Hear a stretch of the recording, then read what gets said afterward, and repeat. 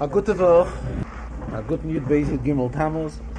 Rabbi Zulkesson began the Farbrengen this afternoon that it is Yud Beis Tammuz.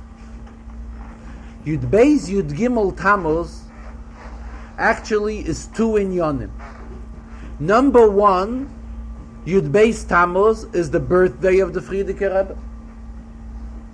And the birthday came naturally before the second inyan. The second inyan is what we all know. It is the day when the Frierdiker Rebbe was released from prison. Now we always stress Yud Beis and Yud Gimel, because in actuality the Rebbe found out that he will be released on Yud Beis. However, he couldn't be released until Yud Gimel, because in the area where the Rebbe was, on Yud Beis Tammuz, it was some sort of a legal holiday, and all the offices were closed. So they couldn't process his release until the next day, which was Yud Gimel Tammuz. The Rebbe continued that the Frierdiker Rebbe, whenever he used to celebrate the Yud Beis Yud Gimel Tammuz Farbrengen, he would always Farbreng Yud Gimel Tammuz in the afternoon, the latter part of the day of Yud Gimel Tammuz. But for us here today, this year, being that Yud Beis Tammuz comes out to be on a Shabbos, and a Shabbos is a suitable day, it's a day of Yom HaMenucha, a day of rest, that is why it is more desirable to have the Yud Beis Yud Gimel Tammuz Farbrengen today.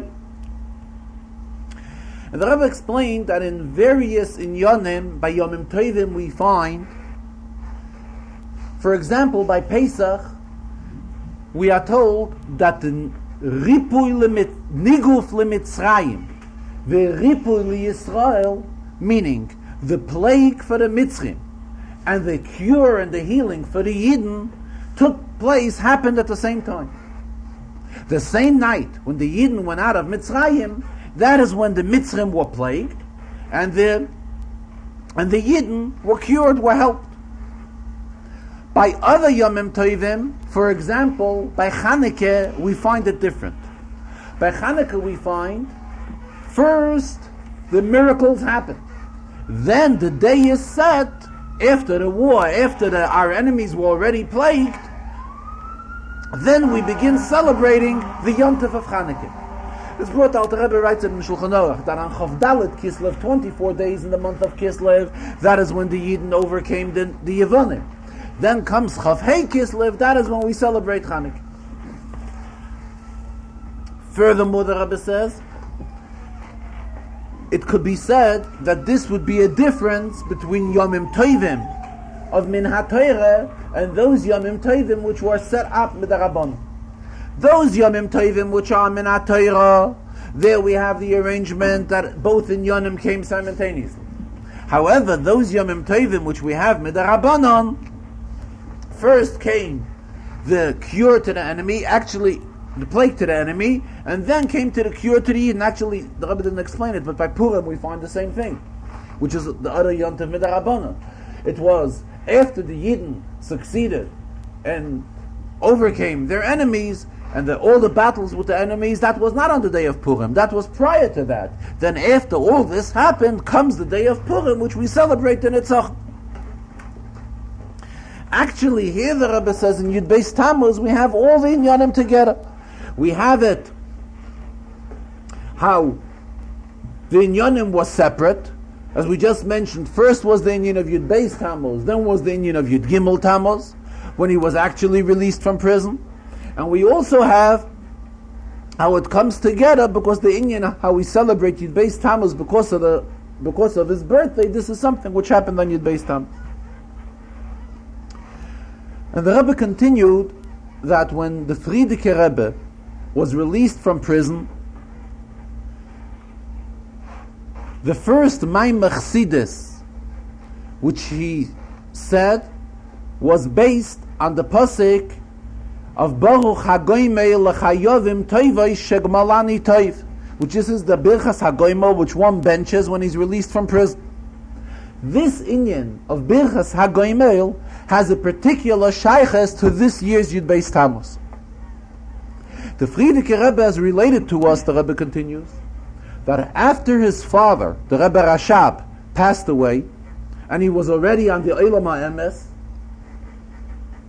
in the eternal world, and it came to his Yom HaLedes, to his birthday, and we know that the Frierdiker Rebbe was the one who revealed to us that every person should recite every day the kapitel in Tehillim which is suitable to his age. In other words, if one is 15, he says the 16th kapitel. If one is 18, he says the 19th kapitel, etc. So when it comes to Yom HaLedes, that is when one's kapitel changes.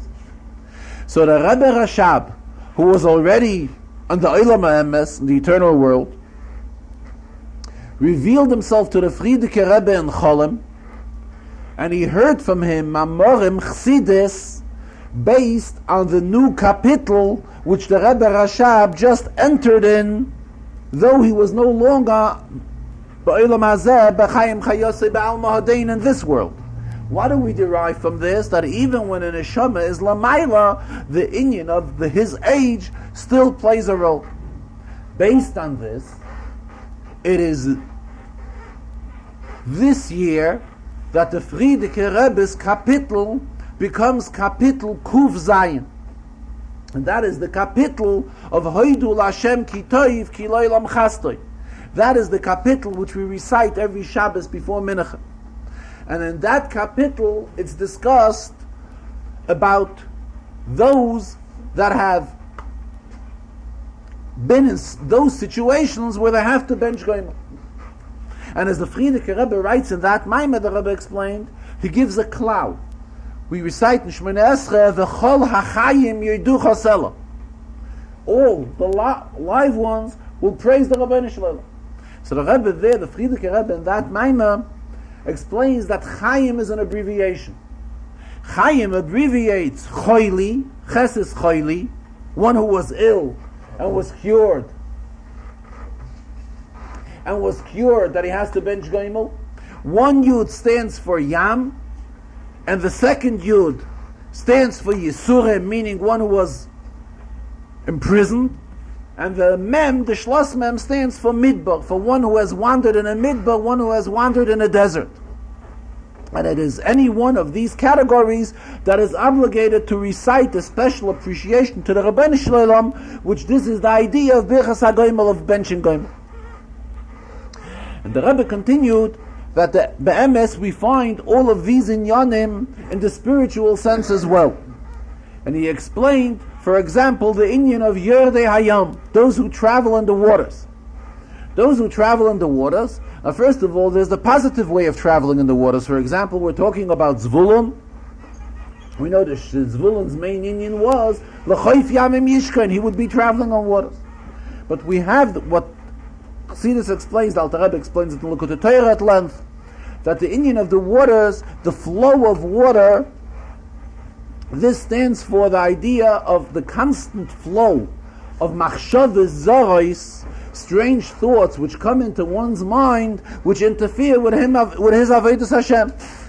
So here we are told that we have to see to it to stay away from these unwanted waters, from these unwanted thoughts, from these mayim hazidonim, hamevalbelim, that are interfering with the person constantly from his avodas Hashem, and he has to overcome that and bring himself up into a position of being able to bench goimel. In other words, getting out of this dilemma of having thoughts interfering with him from avodas Hashem. But also explained similar, we have the idea of a desert. What do we mean by a desert? It means the same meaning. It means the one who wanders off in an area in an undesirable area, in an area where he shouldn't be, and he's finally reaches him that he's in that area where he doesn't belong, and when he comes back, it's also an inyan of bench and goimel. Regarding the inyan of choili, of one being ill, the Rebbe brought from Svarim that choile is begematria mem tes. The numeric value of the word choile, ches vav lamed hey, totals 49. Therefore, Chazal tell us that HaKadosh Baruch Hu has given nun shari bina ba'olam. He gave 50 gates of wisdom into this world. And it is the obligation of a person to try and reach to the highest madrega possible. If one isn't up to that level yet, and he's only in a lower madrega, so he's considered chayla. In other words, he has not yet achieved what he's supposed to. And Mamela, that is the inyan in spiritual sense. When we're talking about a chayla beruchnius, this is what it means: a person who should have gone to a yet higher madrega, and he didn't reach the higher madrega yet. Talking about going in higher madregas, the Rebbe said in learning Torah there are two ways. There's a simpler way, which is the level of Yelhu Machayil El Chayil, going from step to step until one reaches the highest madrega, and a yet higher madrega. There is a higher way of one going from madrega to madrega. And this is the Rebbe brought the famous Gemara, which the Gemara tells us about Rab Zera, that Rab Zera was heavily involved in learning Talmud Bavli. When Rab Zera wanted to get involved in learning Talmud Yerushalmi, Chazal tell us that Rab Zera fasted for 40 days. Why? D'lishtakach Talmud Bavli, he should forget the Babylonian Talmud, so he should be able to get involved in Talmud Yerushalmi. In other words, he wanted to have a clear mind in Talmud Yerushalmi. He didn't want to have Talmud Bavli, his knowledge of Talmud Bavli, interfering with him learning Talmud Yerushalmi while he got involved into it. So therefore Chazal tell us that he went ahead and fasted for a period of 40 days, D'lishtakach Talmud Bavli, so that he should forget the Babylonian Talmud and he should be able to involve himself totally in Talmud Yerushalmi. This is a yet higher way of one trying to go from level to level. And he's going in a much bigger span. In other words, the difference from one madrega to the other madrega which he's entering is a much further away one from another. And the Rebbe has given a yid koiches that he should be able to do that as well.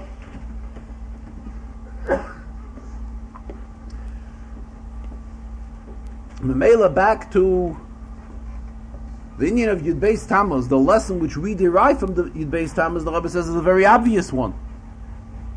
Baruch Hashem, now we are living, the Rebbe expressed himself in a Malchus Shel Chesed. We are living in a government of kindness where there's no interference for Avodas Hashem and for spreading Yiddishkeit and for all of these inyanim. There's no one that is interfering with us from doing it, so how much more so should we be involved in all of these inyanim to the fullest extent? For the first year, when Yud Beis Tammuz was celebrated, in other words, a year later, 1928 of Reish Peiches, this is when the Frierdiker Rebbe wrote the famous letter, which the Rebbe keeps on quoting, the letter written to Mechavevei Torah, addressed to all Jews who Torah is dear to them, and mitzvahs are close to them. And there the Rebbe writes the famous expression of Loi oisi bilvad goal HaKadosh Baruch Hu. It is not something which happened to him only, something personal, which happened to the Rebbe only, but koil asher b'shem Yisrael yechune. Anybody that can only be identified as a Yid. And to this individual, Yiddishkeit is secondary. Rebbe always stresses, the Frierdiker Rebbe used the expression b'shem Yisrael yechune. Yechune means a kinui. A kinui in Hebrew is what we would call a nickname. In other words, a person who does not view Yiddishkeit as his primary name. The fact that he's a Yisrael, this is not the main thing to him. As the Rebbe explained today, furthermore, not only is it not the main thing to him, but he is ashamed of it. And he's trying to hide it. And being that he's trying to hide his Yiddishkeit, and he's ashamed of it, that is why Yiddishkeit to him is only a kinui. It is only like a nickname. It's not his primary thing. So the Frierdiker Rebbe writes that at the same time that he was released, this release has to have an effect on each and every Yid, on Koil Asher B'Shem Yisrael Yechun.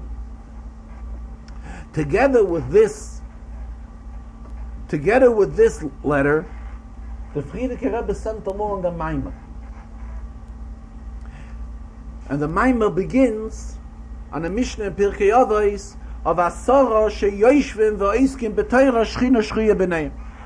Mishnah tells us the great thing that is accomplished when 10 Yidden sit together and learn Torah, that the Shechina is dwelling amongst them.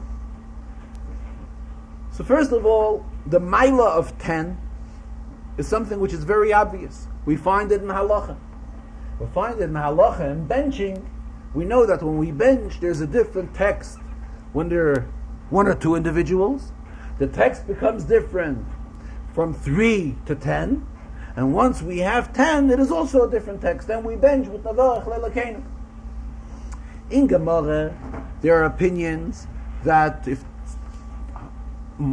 Benegeya more than 10, there are opinions in Gemara that we should say different nuschais, different texts in benching. In other words, thousands and so forth, hundreds and thousands.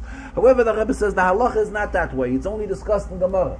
The halacha is once we have reached 10, we say the same text between 10 and tens of thousands of Yidden. We always use the same text. What does this show us? It shows us that once it becomes a group of 10, then it is no longer a group of individuals.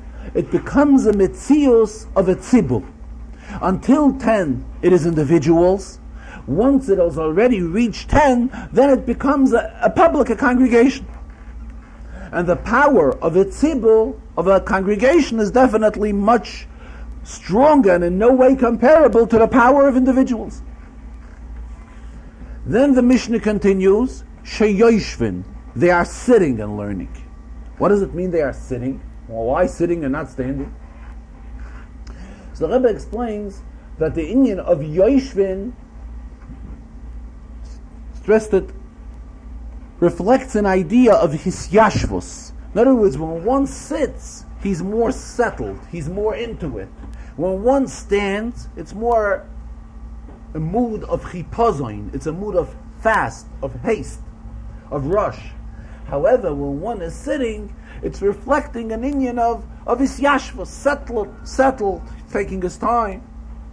So we are saying, Asara, these group of people, how are they learning Torah? What's their attitude to Torah? Their attitude to Torah is such that yoshvin, they are behis yashvos, patiently involved in learning Torah. This is not enough. It has to be oiskim b'Torah. What is the diuk of oiskim b'Torah? What does it mean? Asik in Lashon HaKodesh means a business, a merchant. Rabbi says that the Bach was one of the commentaries. On the Shulchan Aruch when he explains the brachas which we recite every morning. Lasik b'divrei Torah. That is what we say. So the Bach explains what is the meaning of Lasik b'divrei Torah. Why doesn't it say Lilmei Torah? We'll make a bracha that we want to learn Torah. Lasik means like kind of to handle in Torah, that our business should be Torah. So the Bach explains that we see in human nature, we see that the person, when one has an employer, and there's an employer and there's the employee, how honest he is. The day has passed, he goes home, and he's finished with the day. 5 o'clock he finishes, and until whatever time, and until the next morning, more or less, the business is, his job is not in his head.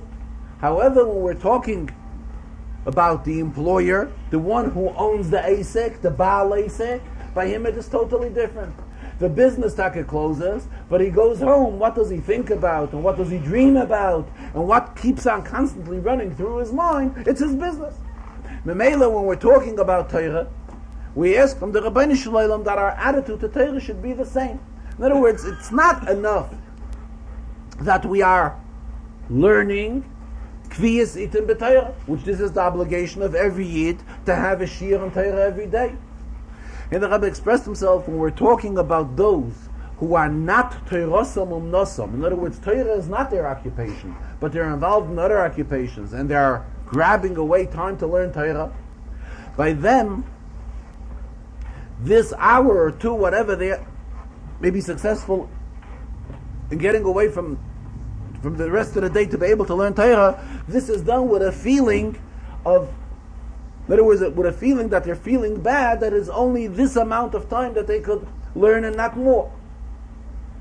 However, in what way does the attitude to Torah have to be? It has to be in a format of Asik b'Torah. In other words, at all times we have to think about Torah. It was in the last Farbrengen when the Rebbe spoke this Inyan also, the Rebbe mentioned that we find in Svarim it is brought that there are many Gedolei Yisrael that used to learn Torah during the day, and they had an Inyan in Torah which they didn't understand, so that in their sleep at night, the Inyan would become clarified to them, would become clear to them, so that when they would wake up the next morning, they would understand the Inyan perfectly. To such an extent, the Rebbe mentioned last week, that they would even be able to paskin halachas. We're talking about Gedolei Yisrael HaAmitim who are poskim in halacha. They would be able to paskin halachas based on this clearance of the Inyan which they got during their sleep. And the next morning they would go out and paskin the halacha that way. Why? Because when they are so heavily involved in the Inyan of learning Torah, that even at night, even when they're sleeping, was chalam tzach say, what are they dreaming? Also in Yonim and Torah. So this is the Maimah which the Rebbe sends along to the celebration of the first Yud Beis Tammuz, the Maimah which contains this Inyan based on the Mishnah of Asara Sheyesh V'Vaiskim B'Torah. Being that this year Yud Beis and Yud Gimel Tammuz falls out on Shabbos, Yud Beis Tammuz is on Shabbos, and it is on the Shabbos which we've read in the Torah, the Sedre Chukas-Balak. And here the Rebbe explains that when we read two Sedres that are combined, it does not mean that we're reading two separate Sedres. This week that we're reading the two combined Sedres, these two Sedres become one Sedre. The Haraya, we don't call up 14 people to the Torah, we call up 7 people to the Torah. To the extent that it is a custom in all of our shuls that the Revi is the one who combines both Sedres. His first bracha, he makes the Sedra of Chukas, and the bracha on the closing of his aliyah that he makes in the Sedra of Balak. So we must say that there is a hirah, there is a lesson which we can derive from this week's Sedra that is particularly negeya to this year, because this is how the Kviyas came out, that Yud Beis Tammuz comes out on Shabbos, though like every Inyan in Torah, it's applicable in other years as well. However, it is more outstanding this year. But negeya deriving a lesson from Pashas Chukas, the Rebbe says, spoke about it already many times, and it's explained in Chassidus. What's the Inyan of Chukas? Chukas means to engrave. Besides the Pashatataych, that Chukah meaning a mitzvah which has no reason, which is that what's discussed in the Sedra, the mitzvah of Parah Aduma. Chukah Chokakti, it's called a Chukah. Chukah has another word in Hebrew, another explanation in Hebrew. What does Chukah mean? Engraved. To engrave is called lachkoik in Hebrew. What is the difference between writing and engraving? Rabbi explains the difference is a very obvious one. When one writes, so the ink and the pen and the paper which he has written on, all of these things are 3 separate inyanim. And he's combining all of them. What could happen later? It could be erased. But once it's erased, the writing is no longer on the paper. However, when we're talking about engraving, it's completely different. When we engrave letters on a stone or whatever we may engrave it on, the letters become one, they become totally united with whatever it is engraved on. And it could never be erased. It is there to stay, it is there for good. Same thing the Rebbe says, the attitude of a Yid to all inyanim in Yiddishkeit and all inyanim in Torah mitzvahs has to be an attitude of chakika. In other words, it has to become totally united with the Yid to such an extent that it can never be erased, it can never become separated from him, it is totally united with him. That is the moral, the herah, which we derive from Pashas Chukas. What do we derive from Pashas Balak? So first of all, Rabbi says there's another question. There's a question that arises, how bichlal do we have a Sedra by the name of Balak? We have a Sedra Pashas Noach, for example. So Rashi right away comments, the beginning of the Sedra, Noach was a tzaddik. What he was, higher madrega of a tzaddik, a lower madrega of a tzaddik, but he was a tzaddik. What do we derive from there? We see from Rashi there right away that who is a Sedra named after? A Sedra is named after a righteous person. Here we have a Sedra on the name of Balak. something which is totally not understood.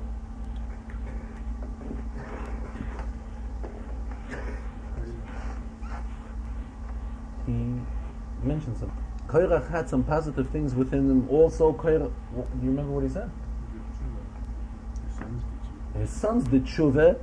He did mention something why we have Pashas Korach. But however, Balak, obviously we cannot understand why is there a Seder on the name of Balak. The Rebbe explained that Balak was the king of Moav. Who is the descendant of Moav? Rus HaMoaviyah. Rus, the mother of David, in other words, who was the ancestor of David, came out of Moav. In fact, we refer to Rus with the title that she was given in Chazal, Ima Shel Malchus. She's the mother of the kingdom, which is obviously something very strange. We don't give the title to Boaz. Title obviously should have been given to Boaz. And we know in Kedusha, everything goes after the father. Still we see that Rus was the one that was given this title. The Mele, the Rebbe says, Balak himself was also concerned with his future. And Balak was aware that there will be a descendant, Rus, who will be a descendant of his. Actually, Balak was an ancestor of Rus, and this led to David HaMelech. Memela, based on that, Balak was concerned. And he had a concern to that. The Rebbe says, what lesson can we derive from this? Because at times we have individuals that come into a position, they begin looking back at their past, and they begin thinking they have done wrong things in their past, and how can it be justified, and how can it be rectified, and perhaps even if they did tshuva is not a proper one. And this takes away by individuals his whole outlook on the future. And what do we see from this Sedra? From this Sedra we see how a person always has to look not only at his past, take that in consideration, but on the contrary, he has to always see that there's a bright future awaiting him. Just like we find by Balak. Balak had such a bright future to the extent that Rus HaMoaviyah was a descendant of him, and David HaMelech, David Melech Yisrael, was a descendant of Rus HaMoaviyah. In other words, a person cannot always judge himself by his past. A person should always become full of hope and tikva and betachon, because a person always has to realize that there's a very bright future ahead of him, and he cannot even predict what type of a bright future is ahead of him. Memele, he should not lose his mood and lose his feelings, and give up and say he has done such things wrong and such things wrong. How can he plan for the future? It is not so. Here we have a woman who was a Moaviyah, and still she is given the title of being Ima Shel Malchus because of something which came out in the future out of her. The same attitude has to be applied by every Yid. Every Yid always has to keep on keeping up the faith and keeping up the hopes, and never to lose himself, because there's always a very bright future which you should still always be planning for and be expecting.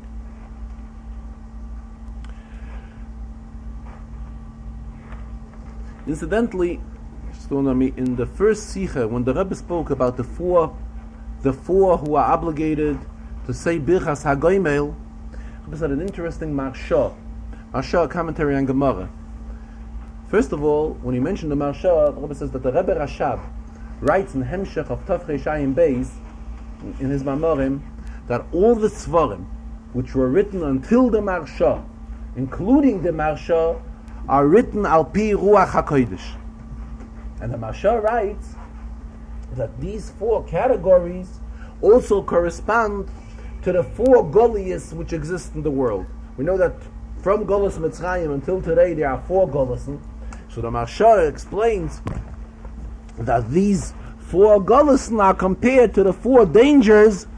It's also an Indian of Sakona, to the four dangers which are discussed in this kapitel, one is obligated to bench Birchas HaGoimel. Well, let us continue weiter. And later in the Farbrengen, it's customary that the Rebbe learns an Inyan in the Parsha of the Chumash, an Inyan in the Rashi, as well as an Inyan in the Zohar, and also an Inyan in the Shir, the Rambam, and in the summer weeks, a Mishnah in Pirkei Avos. It's customary recently that the Shailas which the Rebbe discusses in the Rashi is a Shaila which was suggested in the various Haras Hatmimims which are published. There are many questions in Rashi's which are suggested there, raised in the week Sedre, and the Rebbe chooses one or two of them which he discusses in the Farbrengen. In today's Parsha,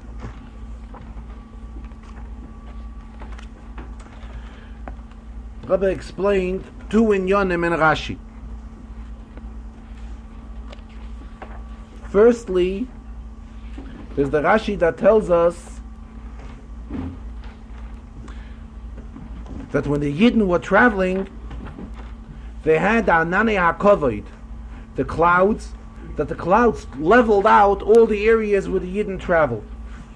However, the clouds left three mountains. They left the mountain of Sinai, Hoyer HaHor, which this is the mountain where Aaron passed away, and Har Nevoi, which this is the mountain where Moshe Rabbeinu passed away. And Rashi explains all of this in this week's Sedel. Yeah, it is in Kapitel Chof, Pasuk Chof.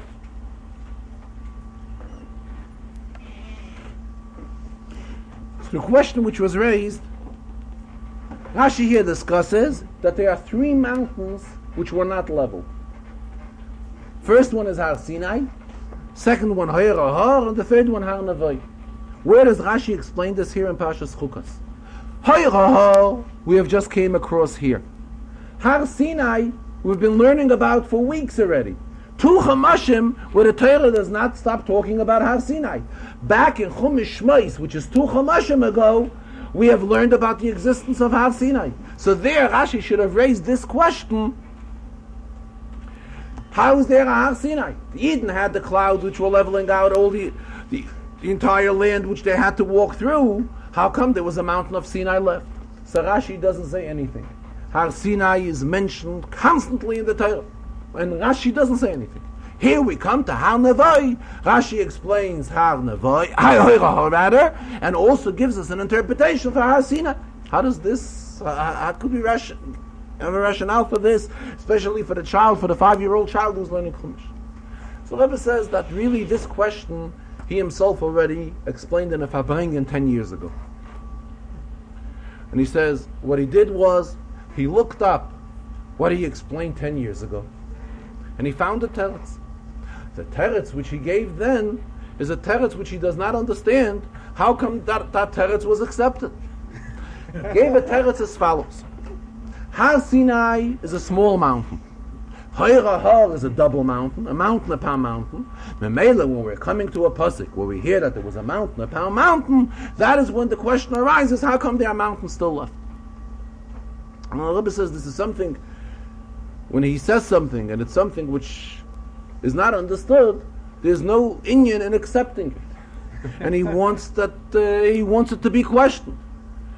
And he's surprised. He says this is something which should be questioned not only by the 5-year-old who's learning Chumash, but even by the 55-year-old should also raise the same question and not let him bypass with this. And the Rebbe says, quoted, that there's a correspondence of the Rambam, that the Rambam writes in his igros, in his letters, to somebody who questioned the Rambam's Psak Halacha, questioned it. And the Rambam, when he got this letter from this individual, the individual apologized to the Rambam. How come he's questioning his psak? So the Rambam writes back to him that there's no need to apologize. On the contrary, he could feel very free to question it. And regarding that particular inyan, the Rambam responds to him and gives him and explains why he paskened that way. But what we derive from this is that even a person like the Rambam asked and requested that his psukim could be questioned. And the truth is, we find in Gemara regarding big people and outstanding people that they had the power of saying that they made an error, they made a mistake. Mamela the Rebbe says, he used the expression, he doesn't want to talk al udnin, the law, shamin, on ears that are not listening, that don't hear. And he wants that when he says something in something which there are individuals that think that it could be questioned, it could definitely be questioned on the contrary.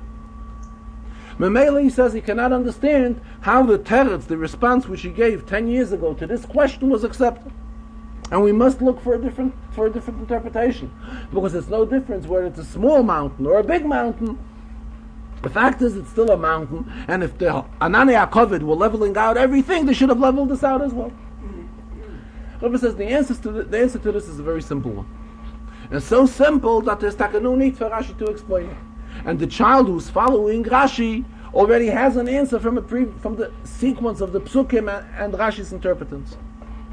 When Moshe Rabbeinu had his first confrontation at Har Sinai with the Rabbeinu Shalom, the Rabbeinu Shalom told him that this is a Har Elikim.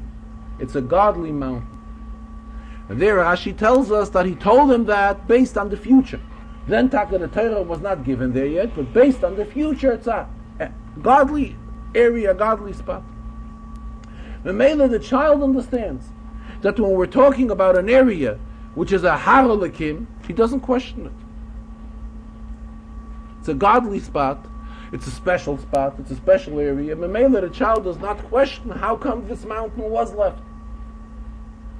True, it was Taka Nomuch Mekol Torah, as we are told. Har Sinai was the lowest of all the mountains.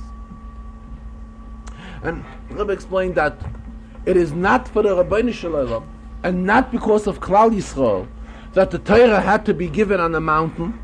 It is only because of the honor of the Torah. It's covered that Torah that it was given on a mountain.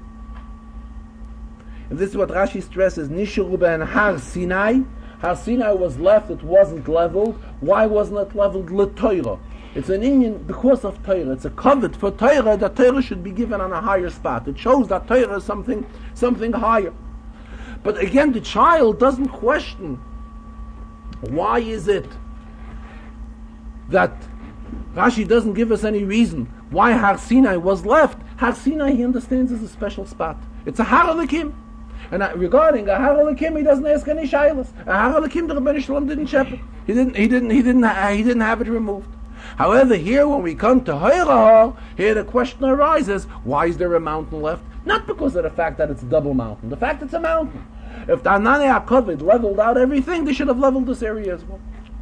Then there's another pasuk in this week's Chazarah which the Rebbe also explained. A couple of psukim later, Vayiru kol ha'eda ki gava Aaron. When they realized that Aaron passed away, everybody cried on Aaron's passing.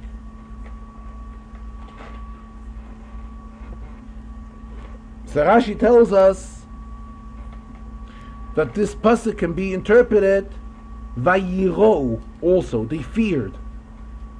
And Rashi quotes a Gemara. Who tells us this? Ki the Omar Rabavua. Rabavua tells us, the Omar Rabavua, Al Tikri Vayiro Al Tikri Vayiru Elo Vayiro. In other words, this is a statement of Rabavua that the Yidden feared. Why did they fear? Because the clouds that were protecting the Yidden were in the merit of Aaron. Now that Aaron passed away, they began to worry, who's going to protect them now? Rebbe says, Rashi many times quotes Chazal, sayings of the Chachamim. However, Rashi does not give any reason, does not quote the name of the particular Tana that says it. True, the Rebbe says, when we quote somebody, we bring Gula to the world, it's an Inyan bringing redemption to the world. True, but at the same time, this is not Rashi's Inyan. Rashi's Inyan is to be Mefarish Pshuta Shel Mikra. And Rashi's Inyan being Mefarish Pshuta Shel Mikra, why is there a need for him to tell us that this is a saying of Rabavua? Furthermore, Rashi mentions Rabavua twice. Ukeda Omar Rabavua, like Rabavua said. The Omar Rabavua said so and so. Why does Rashi repeat Rabavua twice? Rabbi says this will be understood. Well, there are two Gemaras regarding Rabavua.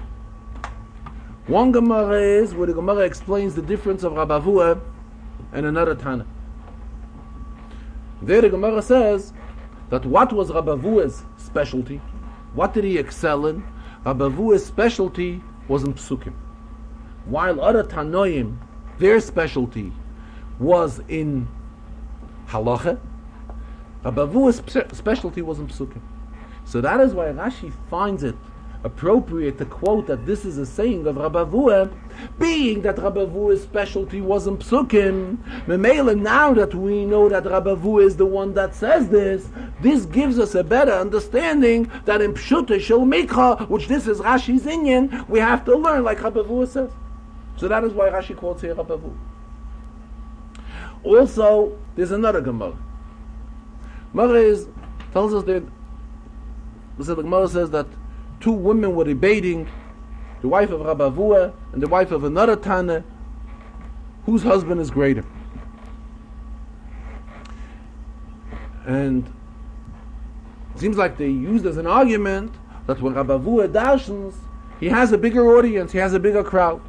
Memela is a siman that Rabavua is greater than the other Tana. So the response was that this does not show Rabavua any greatness. But Rabavua was in his drashes, he said a lot of agoda, a lot of agadita. And this is something which was very interesting to everybody. Agoda, the Gemara uses the expression, is meisheches libay shel adam. It attracts a person. Memela being so, the contents of Rabavua's drashes draw the crowd. This does not show that he's greater than another Tana. That's what the Gemara says. But being that what he said were in Yonim which were much more interesting to the public. Memela, Rashi stresses that this is a quotation of Rabavua. Memela Rabavua, who is known for his outstanding drash, and he's the one that said this drash, Memela, it makes it more important. It adds shivas to the pirush to understand that this is a saying of Rabavua. Regarding the question, why does Rashi mention Rabavua twice? The Rebbe says he would say that this is simply an error in Rashi. In fact, he looked in old and authentic texts of Rashi. There's a text of Rashi, an old text which was compared 100 different manuscripts of Rashi, and in that pirush of Rashi, it is printed only once, like Rabavua said, not mentioning Rabavua twice in the pirush. Regarding the Rambam, the Shia Rambam in today's halacha,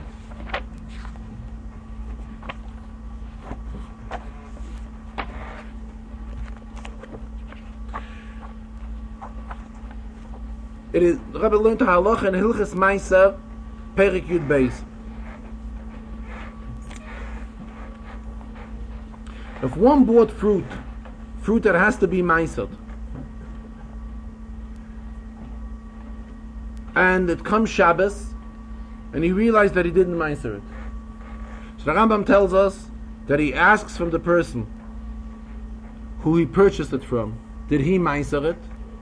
And if he tells him yes, he can rely on him.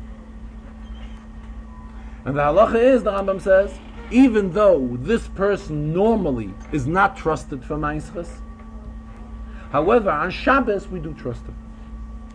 And the Rambam concludes, why?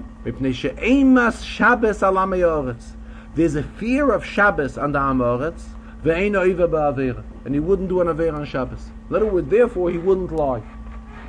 The source of this halacha is the Yerushalmi. The Yerushalmi gives a different reason. The Yerushalmi there says, not because of the fact that Eimas Shabbos, the fear of Shabbos is on him, and therefore he wouldn't do an Aveira. There the Yerushalmi says, because the fear of Shabbos is on him, and he wouldn't lie.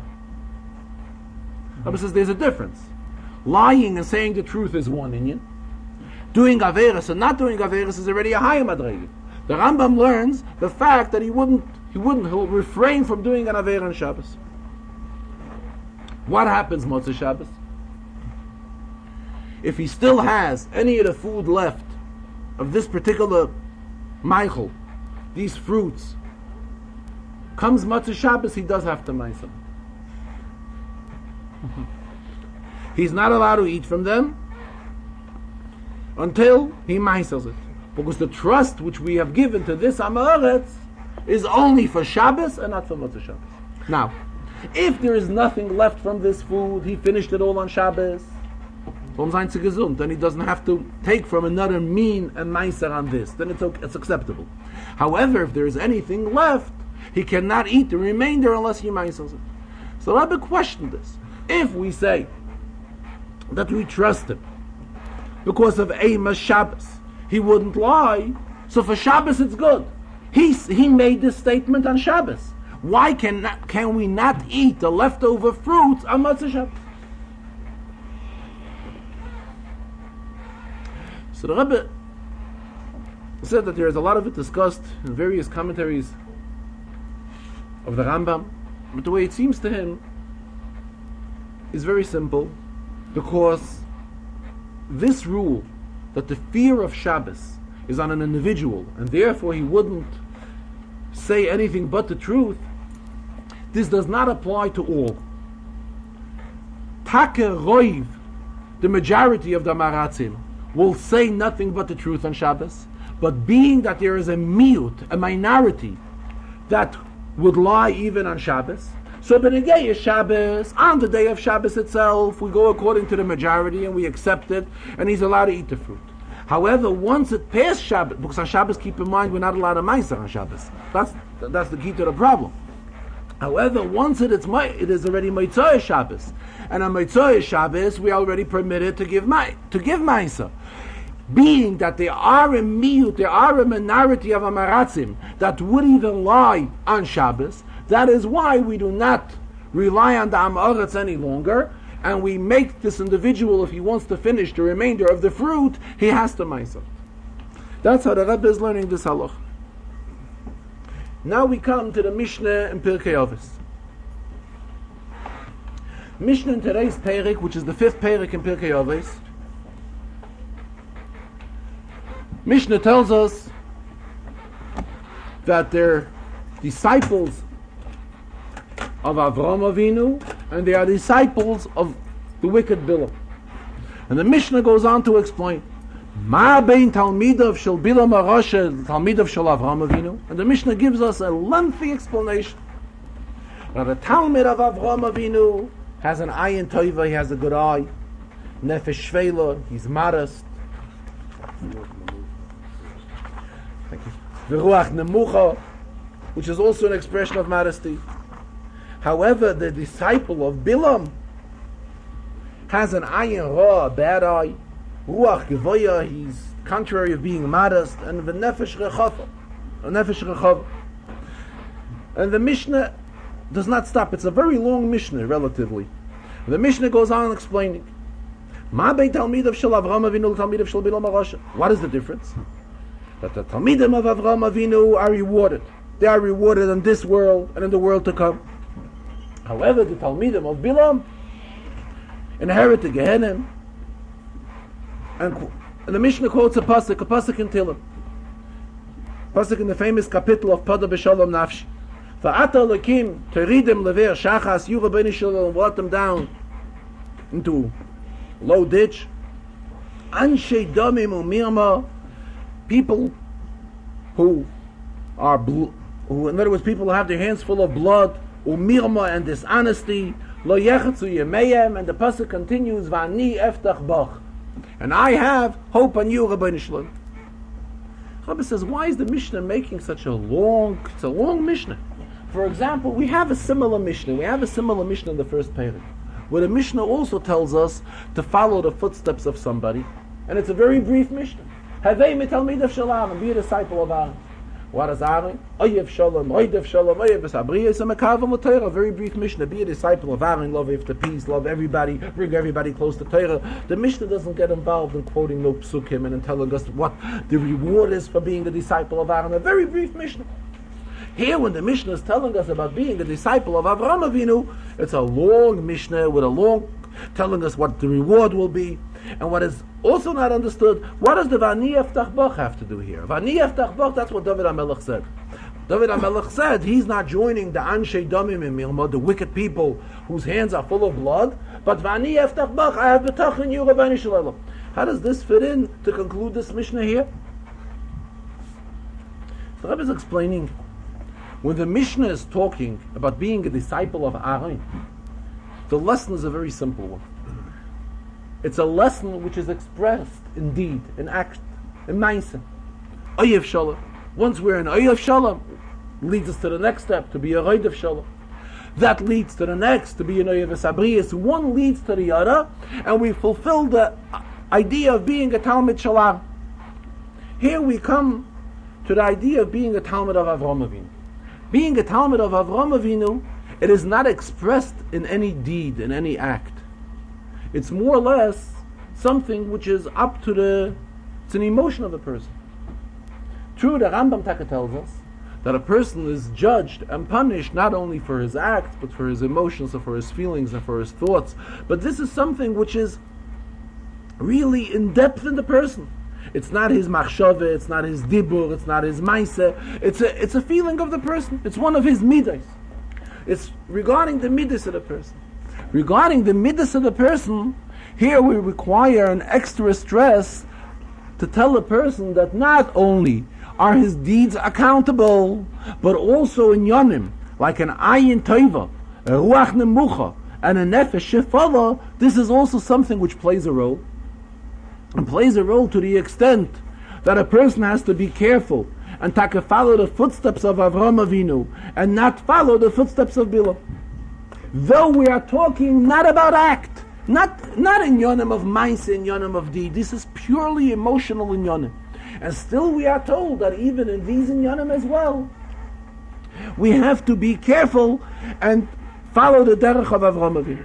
And the Mishnah goes on telling us that there's a reward for this. Why? Because the Mishnah wants to encourage the person that he should be careful in these in yonim as well.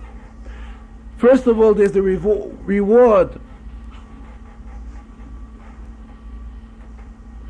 Eichlin ba'olam hazeh, v'noichlin olam haba. The Rebbe says that the Rambam teaches, whenever we are told that there's a reward ba'olam hazeh, the reward which is in this world, this is really not the reward for the mitzvahs. There is a much greater reward which is given in the world to come. The reward which the Rebbeinu Shalom gives in this world, this is only to make it comfortable for the person that he should be able to fulfill the mitzvahs of HaKadosh Baruch Hu. It should be easy for him, it should be accessible for him, that he should be able to do the wish of Hashem. And then the pasuk goes on, Aval Talmidav, the Mishnah rather goes on, Aval Talmidav shel Bilam HaRasha, Yershin Gehenem, V'yodin Leveshachas, Shenem Ava'ata Lekim, Teridim Leveshachas, you Rebbeinu Shalom will let them down, give them their downfall, these people. These people are Anshei Domim Umirma. So the Rebbe is teaching when a person is a Talmud of Bilam, when one is a Ramai, Mirma meaning he's a dishonest person, he's also Anshei Domim. He's a bloody person. In other words, he's out for blood. In other words, these two things go together. Anshei Domim or Mirma is something which goes hand in hand. Lo yechzi yemeyim. Mishnah concludes, Vani eftach boch.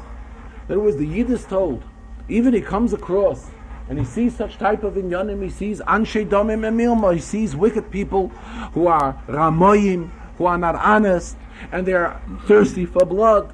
This may scare an individual. So we tell him no. Whatever a Yid sees, he has to know that everything is in the hands of the Rebbeinu Shalom.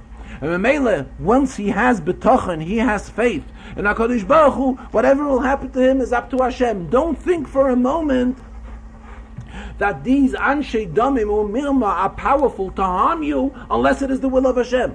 Everything is up to the Rebbeinu Shalom. V'ani yeftach bacha, Yid says, he will have full betachan in the Rebbeinu Shalom. The Farbrengen, the Rebbe also requested something special for this Yud Beis Tammuz. The expression in Gemara, the Gemara uses the expression Loika Avram shekoroi har, v'loiki Yitzchak shekoroi sodeh, elaki Yaakov shekoroi bayis. The Gemara is talking how each one of the others was mispalel on the site of the Beis HaMikdash. Avraham Avinu referred to it as a mountain. Yitzchak referred to it as an open field. Yaakov referred to it as a bayis, as a house. The Gemara says this is the highest madrege, referring to it as a bayis. The Mele, from here we see that a bayis is something outstanding, something distinguished. Mamela, the Rebbe requested that it is an opportune time for those shluchim of the Rebbe, the Rebbe keeps on referring to the shluchim of the Friedrich Rebbe, the Baal HaSimcha v'Hagula, though that they are, wherever they may be, though that they have many activities going on, all different types of activities, however, if they do not have what is called a Beis Chabad, a Chabad house yet, it is an appropriate time to see to it that a Chabad house be founded there. And again, the Rebbe stressed, though all other inyanim are of extreme importance, however, there are a lot of pluses which a Chabad house also gives, which many activities can be led and much more successful once there is a Chabad house in the particular city or the particular country, wherever it may be. The Rebbe concluded the Farbrengen that being that we're going into now to Parshas Pinchas, Parshas Pinchas was read by Mincha, and Chazal tell us that Pinchas zeh Eliyahu, Pinchas is Eliyahu, Mamela, this will lead to the coming of Mashiach through Eliyahu Navi, which will bring to the coming of Mashiach Tzidkenu.